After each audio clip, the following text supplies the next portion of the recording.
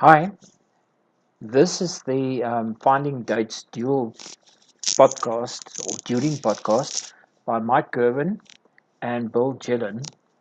And I have the solution in Power Query. These are the dates, tables from the original example. There's the original text, it's a table that's been converted to a table, and months also to a table. Then I have created a months query, which basically just takes the months table into Power Query, and I just used close and load to connection only. Then I did the same with the original text, and that's the source. Changed the type to text. Then I added a index. Okay, from 1, index from 1. Close and load that to as a connection, but call that reference text. Duplicated that, called it original text, and we kick off exactly at that point where the index is created. I then added a custom column, called it cross join, and it's basically simply, let me just close that quickly and show you. It is just a little simple formula calling for the months with all of those dates in it. That will then create a cross join in a table, which I expanded, and that shows you that all of the months is repeated for all of the items in the original text. I then created a column, custom column, and all I did is I was testing if in the original text the month is present, text contains. That gave me a true or false. I then filtered on the true, and that left us with all of the records except for 7, which is why I created the reference text. But we'll come back to that now. Change the type of months to a text, merged the two queries, reference text and original text, as you can see from here, based on the index. And the join that I used was a full outer. That's all rows from both. That then pulled in all of the table, it as a table.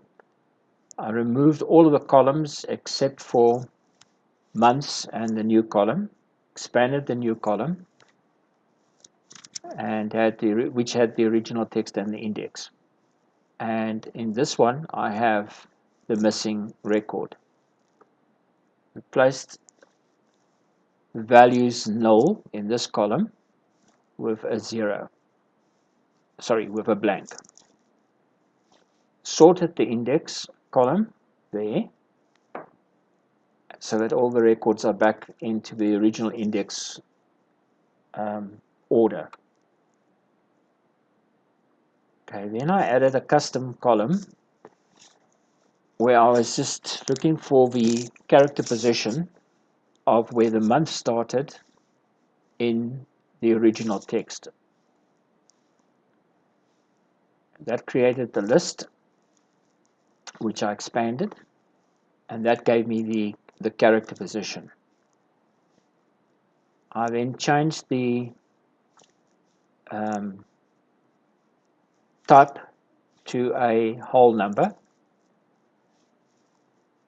Then I grouped the rows, and I grouped the original text and the index, and I used the operator min.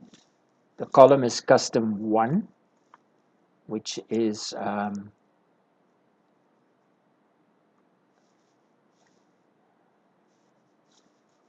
sorry, I should go back one. Custom 1 is that character position where the month starts. Okay, so I grouped those two, and I called it grouped. I called the column grouped. I then added a custom column where I just deducted 3 characters from the start. So that gives me 20 January and some characters in this column here. I split that by a delimiter. It's a blank delimiter, so that I had the two separate. So the original dates is in that column, and then the extra 3 digits is in the second, in custom 1. Then change the type to a whole number. I replaced the errors with null value. I changed the type back to text. I then replaced all the null values with a space, with blank. I added a custom column, and all I did was I called custom 1, and I added a space at the back, which is this one here. I then removed the original custom 1 column, and then reordered this custom column back to before the custom 2, and renamed it back to custom 1. I then merged these two columns, custom 1 and custom 2, and I called it dates. I then replaced the errors with blank. I added a custom column, which I called title, as in the original Bill and Mike example. And this is the formula here. It looks quite complicated, but all I'm doing is I'm using the text start in the original and the length of the original text,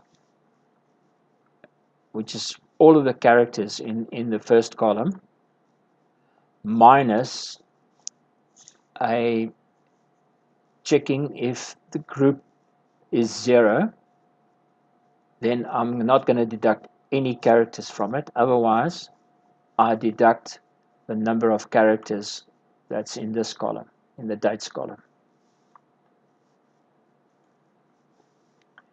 Okay, then I removed the original text, the index, and the grouped, as I didn't need them anymore. And I was left with the dates and the title. I then did a trim on the dates and closed and loaded as a table on a new worksheet. And that is the final output. Then, to show that this is working properly, I will copy these 3 random items to the bottom of the table, which should expand automatically as the tables do. And all I did was created a bail bond, so we should have 2 items that has got no dates in, no months in, and I added 2 random dates. So our output should become that. Then if we update, all we need to do is update and go and check our output. We find that we do have photographs of catacombs as well as the bail bond transactions with blanks, and here are the last 2 items stacked on. Thank you. I hope you found that useful, and hope to see you soon. Bye bye.